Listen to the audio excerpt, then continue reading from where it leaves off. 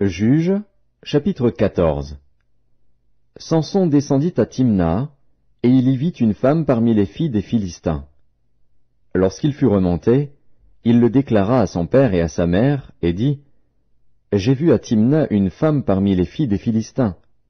Prenez-la maintenant pour ma femme. » Son père et sa mère lui dirent, « N'y a-t-il point de femme parmi les filles de tes frères et dans tout notre peuple, que tu ailles prendre une femme chez les Philistins, qui sont incirconcis? » Et Samson dit à son père, « Prends-la pour moi, car elle me plaît. » Son père et sa mère ne savaient pas que cela venait de l'Éternel, car Samson cherchait une occasion de dispute de la part des Philistins.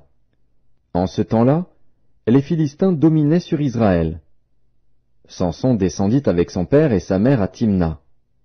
Lorsqu'ils arrivèrent aux vignes de Timna, voici, un jeune lion rugissant vint à sa rencontre.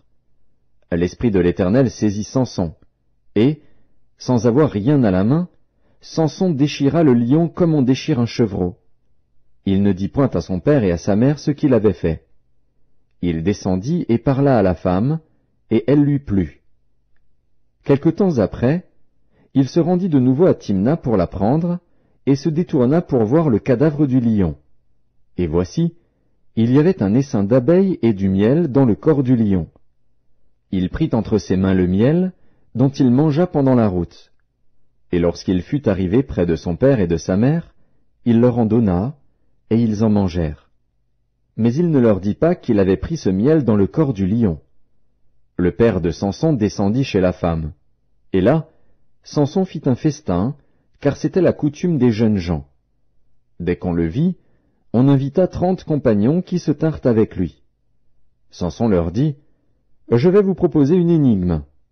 Si vous me l'expliquez pendant les 7 jours du festin, et si vous la découvrez, je vous donnerai 30 chemises et 30 vêtements de rechange.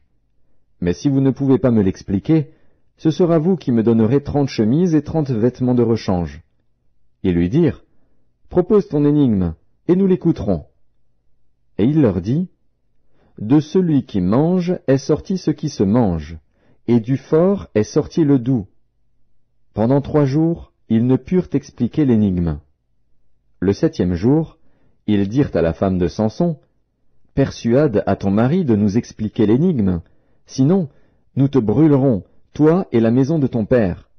C'est pour nous dépouiller que vous nous avez invités, n'est-ce pas? » La femme de Samson pleurait auprès de lui, et disait, « Tu n'as pour moi que de la haine, et tu ne m'aimes pas. Tu as proposé une énigme aux enfants de mon peuple, et tu ne me l'as point expliquée. » Et il lui répondait, « Je ne l'ai expliqué ni à mon père ni à ma mère. Est-ce à toi que je l'expliquerai? » Elle pleura auprès de lui pendant les 7 jours que dura leur festin, et le 7e jour, il la lui expliqua, car elle le tourmentait. Et elle donna l'explication de l'énigme aux enfants de son peuple.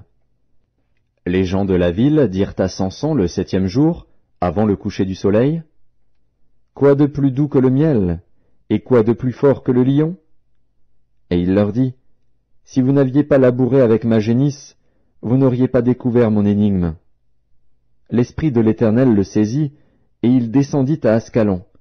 Il y tua 30 hommes, prit leurs dépouilles, et donna les vêtements de rechange à ceux qui avaient expliqué l'énigme. Il était enflammé de colère, et il monta à la maison de son père. Sa femme fut donnée à l'un de ses compagnons, avec lequel il était lié.